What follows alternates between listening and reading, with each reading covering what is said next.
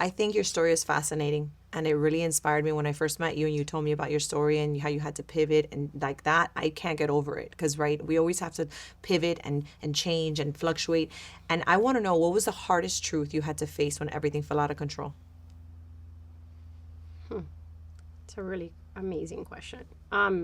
And I'm gonna have to go on spiritual part for that. It's not a day-to-day thing. It's not an actual physical thing. Or number one, I had to come to terms with the lack of faith that I had, Oh, wow. lack of practice and communication with God.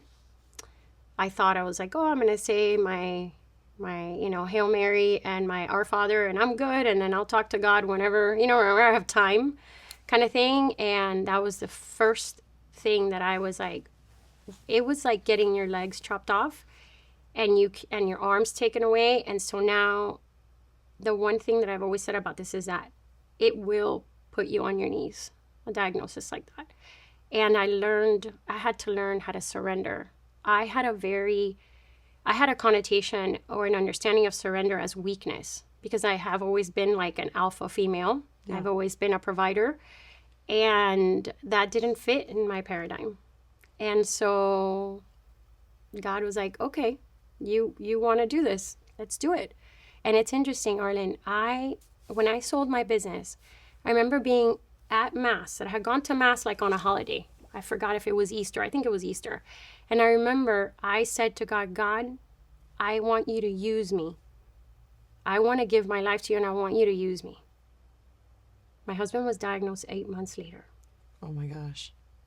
He humbled you really quickly. Really quickly, because he said, you want to be with me? Then I have got to take away the pride, that resentment, the one that you think you can count on yourself all the time and that you don't need any man.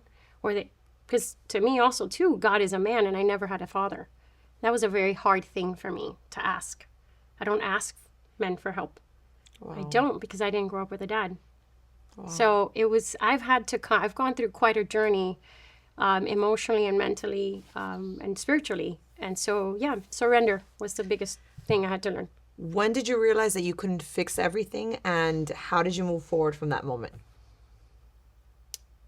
So at the beginning, it was getting hit by a train and landing 3,000 miles away from home. And the first thing you want to do is come back home to the things that are safe and the things that you know.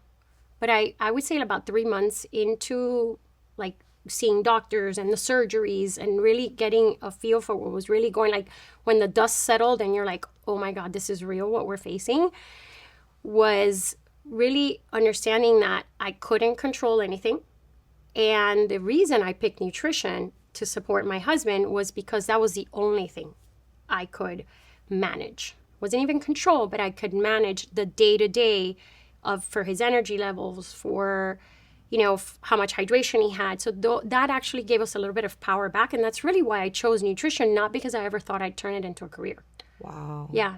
It was all to gain some of that control back. That's fascinating. Yeah. Because most people can't even do that in their day-to-day discipline, like to lose weight or whatever. And it was just like the pressure was applied and you stood up to the plate.